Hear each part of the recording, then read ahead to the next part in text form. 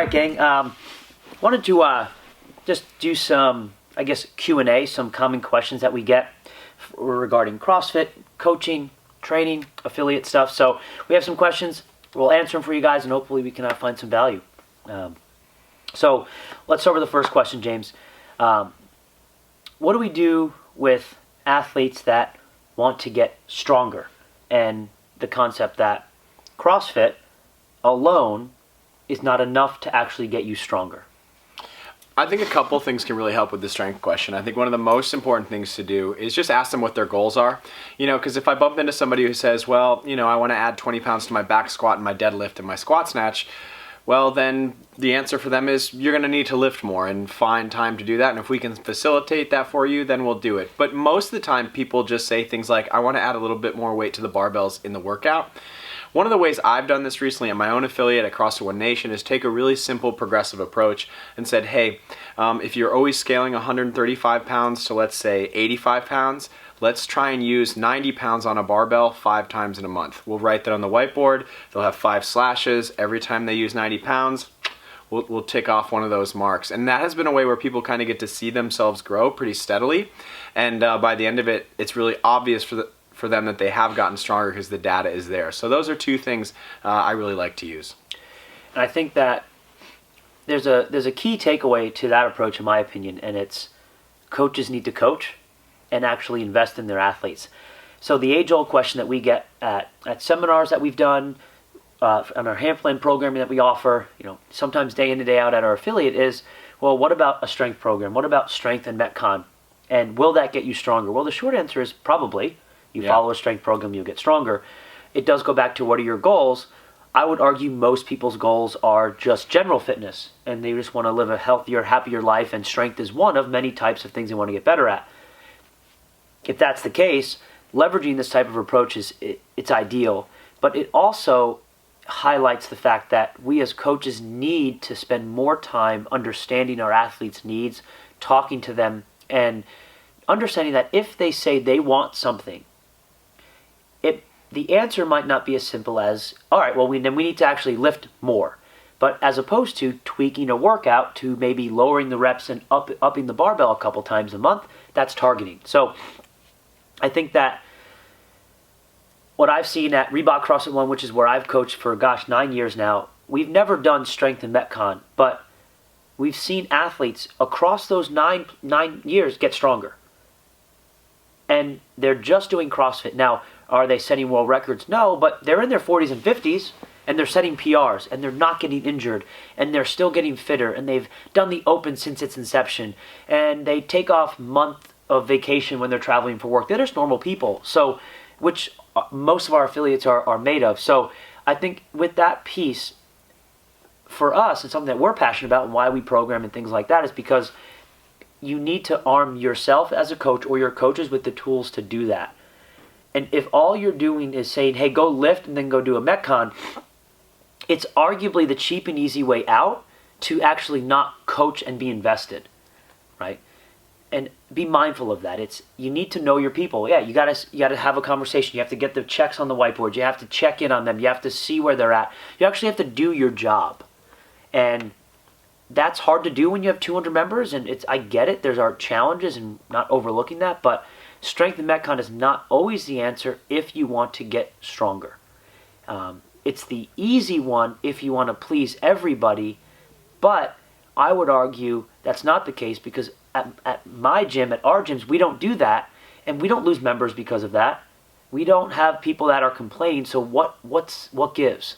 I've never heard anyone complain about them getting better and getting results. Your programming sucks, but I'm getting stronger, I'm getting fitter, I'm getting faster, I look better naked. And our programming has done that for 10 years. And it's not earth-shattering programming. So I like that a lot. Cool. Good segue. How do I fit all this stuff into an hour? Whether it is I'm doing strength and Metcon, we probably talked about that a little bit, but also, what do I have to do to set up myself for success in coaching? Yeah, I think this is a really good question. I think at first a better way to do this, to get everything to fit in an hour, is just do less better at first. That doesn't mean you can't add more stuff on later, but every single athlete that comes through your gym for the rest of their life would get fitter working out 5 to 6 times a week and only doing warm up, one workout, and a cool down. Like, the program works. I've never seen it not work when applied poorly. But I would start there. I think that's a really good idea.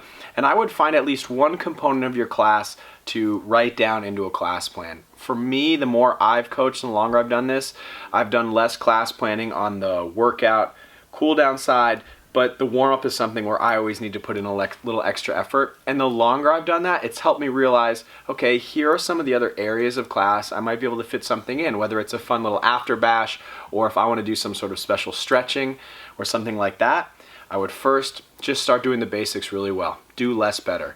Make a class plan for your warm-up, your workout, and your cool down. Start there, and then as you move along, start to look at where do you have free time, where could you speed some things up, where are you losing time because you're talking too much in an introduction or wasting too much time on multiple bathroom breaks or something like that, and then see where you could add some in.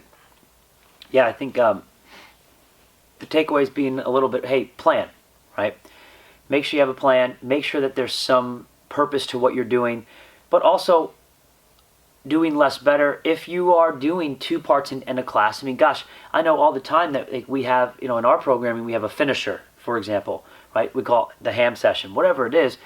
If I don't specifically plan to get that in, I blow it. I miss it. And that's like, it's accessory work. It's secondary to the main workout and the warm up and a proper cool down. And it always proves to me at the end of a class, at the end of a week, if I look back at what was supposed to be in the hour, and I would say we're fairly judicious in what we put in an hour, I usually fail 3 out of 5 times to actually get that little auxiliary work in within the hour of a class. So, and because what am I trying to do in the beginning of the class is warm them up appropriately, and then also teach a skill and refine skills. And that's hard to do. Now, it's easy to do if you have a class of all same ability athletes, right? If you have all advanced athletes, well, probably don't. Or all brand new athletes. It's a lot easier. That's where most of us forget, like teaching brand new athletes is relatively easy from the sense of, all right, well, we're going to heavily scale movements. We're going to teach some fundamentals here. We're going to focus on moving well and moving consistently. And these are new skills. Heels down, knees tracking the toes, depth below parallel, lumbar curve locked in. Great. And that's all we're going to work on. But most of our classes are made up of intermediary athletes with a beginner or 2 and maybe 1 advanced athlete. And the spectrum of intermediary athletes is so vast. Yeah. And that's why you can't dump all that stuff in an hour. That's why when you watch competitors train, they can do a bunch of stuff in a shorter period of time because they're not coaching. And if they're just working out together, they have the ability, they have awareness of movement, they move well, they've earned their right to that volume, and it's also spread across probably more than an hour. But I think it brings us to another question, which is, all right, we got a plan for that 1 hour, got it, and probably less is better and less is more. Quality over quantity for a majority of our population. But how do we engage a group of athletes, say 10, where you have, varying degrees of ability, experience from, first month to 5 years to, maybe on the cusp of advanced, can do that workout prescribed and has butterfly pull-ups, to someone that is, nervous to hang on the pull-up bar. What are some strategies at the very least to keep them engaged throughout the class? Yeah. I think for a lot of us, planning is super important here. For example, you also have to understand for these guys that for an advanced athlete, if you have a warm-up with a progression in it, for the advanced athlete, it probably leans more toward just purely warm-up, preparing them for full range of motion. That's not to say that they can't benefit from movement refinement, but if you truly have an athlete who moves very well out of workout, in workout, a progression in a warm-up for them, probably mostly a warm-up. Whereas a new athlete, it's a little bit different. It's still going to warm the new athlete up, but it's probably to help them gain some confidence, get awareness of their movement. So it's really good to pay attention to that kind of stuff. And, a specific example helps really well. Let's say if I had handstand push-ups in class, It's going to be valuable for everybody in that class to do something like start off with shoulder taps in a push-up position, then practice a push-up, then practice maybe something like a partial kick-up or a wall walk, and then have them practice handstand holds against the wall. That way, as you go along through the progression, you can let people know, hey, if you can't kick up against the wall, then we can have you still work on the wall walk. It keeps everybody involved. It gets everybody exposure to developing that skill. Another thing that has really helped me is you need to balance the reps you call versus letting them move on their own. If you're spending the entire class of the warm-up calling all of their reps, there's somebody who's probably being left behind. There's also somebody who's probably getting bored. Now, the other end of the spectrum, if all you do is let them move on their own, you're not giving yourself an opportunity to let them be coached or, focus on their movement. So there should be a balance of those two things. I really like, in those cases, calling some reps and then also giving them the opportunity to letting them move for a certain time domain. I might say 20 seconds, but it's kind of until I feel like I've seen them move enough. That's a good way to try and balance out and keep everybody on the same page. There's a lot in there that we could spend forever talking about, from one, preparing, which we just touched on a little earlier, but also knowing your progression, knowing all of these things. There's a lot of things that what James has spoke about. There's a lot of knowledge that in order for that to happen, you need to have that predicated knowledge base, understanding. Now, myself and James, we've been coaching, probably 7 days a week for almost 10 years at our gyms around the world, to strangers and to people we've seen day in and day out. And we've also been around coaches that are better than us incessantly, which has allowed us to learn, refine, and get feedback and grow and develop. If you were to ask me what my favorite aspect of being able to be a part of the CrossFit Headquarters Seminar Staff and being on the level 1, the level 2 teams and other courses, it's not only to be introduced to amazing people around the world and the participants, but selfishly being around other trainers that give you feedback and develop you and push you, and like you see something, wow, it's awesome. And I think we trickle that down to the affiliate level, and I think part of it's hard because a lot of the times, when I first started coaching, I was the only coach in the gym. Yeah. Like, I was coaching the 5 a.m. class and no one was assessing my class. And a question we get a lot of is, how do we develop our coaches, where with the exception of maybe one of your coaches, the rest are part-time? How do we develop them? How do we grow them? And how do we do it in a cost-effective way? How do we get, at least across a month, get to see at least one of them? Because in order to impart that strategy to actually engage the spectrum of athletes, we need to help our coaches. And reading a book and watching a video is good, but watching someone do something, seeing an area of improvement, giving actual feedback, and then watching them get a little better and saying, high five, chest bump, that's what you're going to do next week, that's imperative. And that's what a lot of affiliates are missing and struggling with. What are some tools to develop some of our part-time coaches that aren't there all week? Yeah, and I think it's a really interesting one because part-time coaches are only there part-time, so to some extent, as enthusiastic as they may be, it can be hard to keep them involved when they're not getting paid for their work.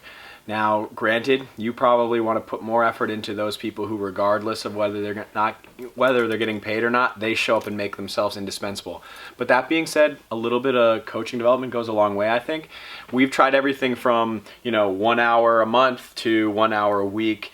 Where I've landed on is make it a part of something that is a community event for your coaches. So for example, hey, every Wednesday we're going to have a coach's workout. It's going to be, about 80 minutes to 90 minutes long, not the workout, but the entire session. And at the start of that, as part of the warm-up, we're going to do some sort of coaching development drill for 20 to maybe 30 minutes. It's enough time to create something meaningful. You can change the drills you use. You could have new coaches teach a high skill movement to some of the more veteran coaches, or vice versa, so they could learn a new progression. It helps direct them, gives them something specific toward the workout they're actually going to do, and keeps people engaged because it's fun when the coaches kind of get to let their hair down, and they get to take care of each other or be taken care of, rather than worry about a class of 30 people. So that's one way that I've found really works. Yeah, and I think what it all comes down to is all of these questions where, how do we, get our athletes stronger, handle that question of athletes that want to get stronger, how do we fit it into an hour, how do we keep people engaged, and how do we develop our coaches? If you're not asking these questions, I'd be concerned. If you weren't trying to do things, I would also be concerned. people that do strength and metcon, I don't think are bad people. I've never met an affiliate owner or a coach, a programmer, whoever it might be that says, I'm going to really mess my people up here by doing strength and metcon. But let's not be so blind to thinking, hey, this is working, so it's the best way. Yeah. It unfortunately doesn't work that way. I think that, know that in order to optimize, we need to continually evaluate, whether it's our coaches, whether it's our programming, whatever it might be.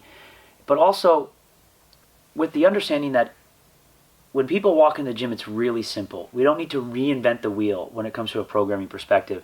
And a little background on myself and James and kind of where we've been and what we do. We've been doing CrossFit full-time for, almost a decade. Yeah. We both own CrossFit One Nation, and we have 3 locations in the States. We have one over in Shanghai and hopefully growing to more. And our purpose with those gyms is relatively simple. We love CrossFit. We want to share that with as many people around here that we have that direct impact on. But probably more importantly is allow our coaches an opportunity to make the direct impact on our community and help them. We love coaching, but we also love watching others coach and helping them grow. And it's a huge passion of ours. So we tackle these questions all the time from the top down because our coaches, they bring them to us. We also own the Ham Plan together, which is a programming platform that we have with Spencer Hendel as well. And we get the same questions, and the main purpose behind that, it was no different than from an affiliate perspective, is trying to help people and give them tools and sharing our experiences, best practices, and maybe optimizing a little more, because between us 3, we've made some mistakes, we've learned a lot, and we've seen a lot. And one of my big passions is the business side of CrossFit, and knowing that, time is your most valuable resource and asset, and as a coach, time is coaching or developing your business. So programming takes a lot of that time out of there. So we think about this stuff a lot. I nerd out on it a lot, but we'll continually do this type of stuff. Jot a few questions down.